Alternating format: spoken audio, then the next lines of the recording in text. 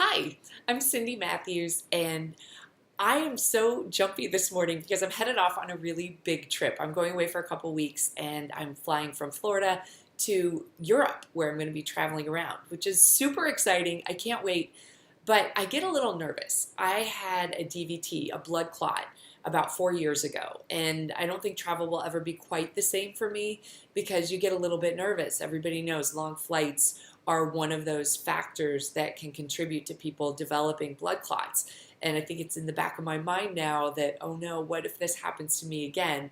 Because I gotta tell you, the first time it was bad. I went to the emergency room. My entire leg was bright red and about as thick as a tree trunk.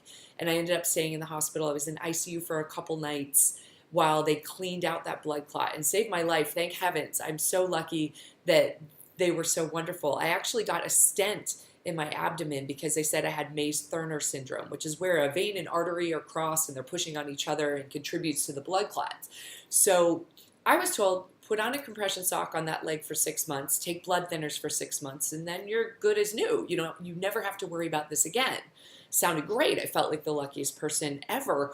But then just about 9 months ago, so this is 3.5 years or so from when I had that blood clot, I started having really bad shooting pains right down the center of my thigh, down my inner thigh, all the way down around my knee, in the middle of my calf, on the back of my right calf. And I'd never had any pain or anything in my right leg. I also had a lot of swelling in my left leg. It was really painful.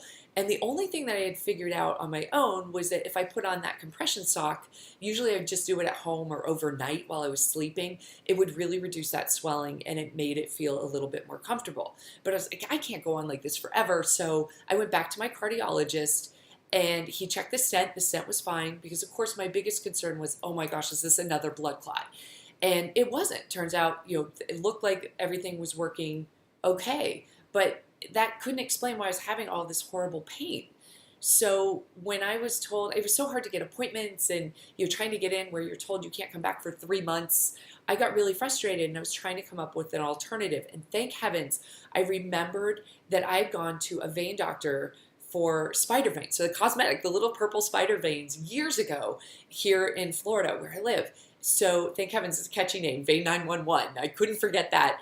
And I called them to see if there was anything they could do. This blood clot was the only big medical issue I've ever had in my life. So I couldn't help but think that somehow this pain had to be related to what had happened with that blood clot.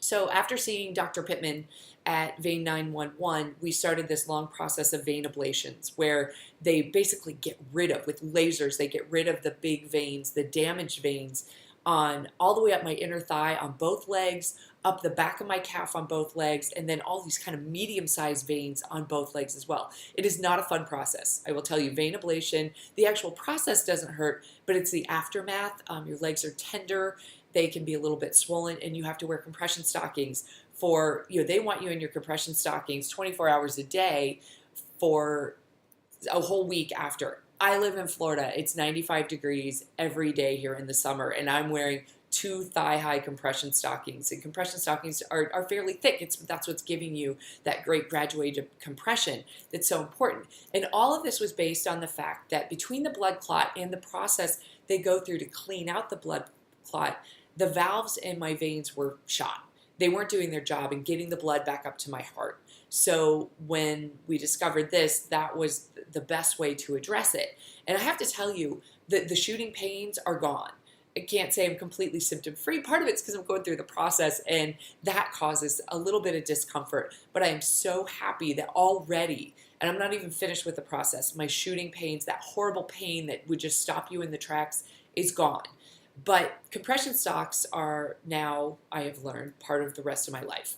It's something that I need to do. I need to do to be comfortable, to avoid that swelling, to avoid pain, and to make sure that that blood is getting back to my heart like we need it to. So I have to tell you, I get a lot of strange looks because I've been walking around Florida in shorts, sundresses, and everything else with these compression socks. And you can see, they're meant to be like kind of a suntan nude color, but it's not exactly my color of nude. So it's an interesting look, but hey, they make me feel better.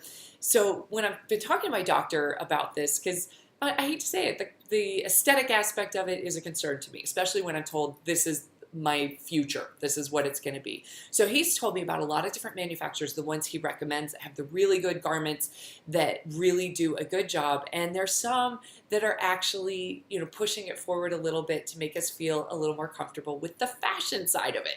So I have to say, I'm really excited that this company that is based, they have a factory right here in Ohio, that they were nice enough to send me some fashion colors of socks. Check these out. I love the plum, the hot pink, and the black. So while I go on my trip, because I know I'm going to need to wear my compression socks every day, at least on that left leg, I'm going to try out some of these fun colors instead of relying on my old, I call them my old lady socks. That sounds terrible, probably.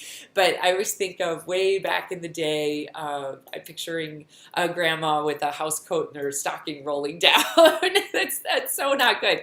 But I want to push forward a little bit and figure out how to do this and how to still be me. Because the compression socks make me feel so much better.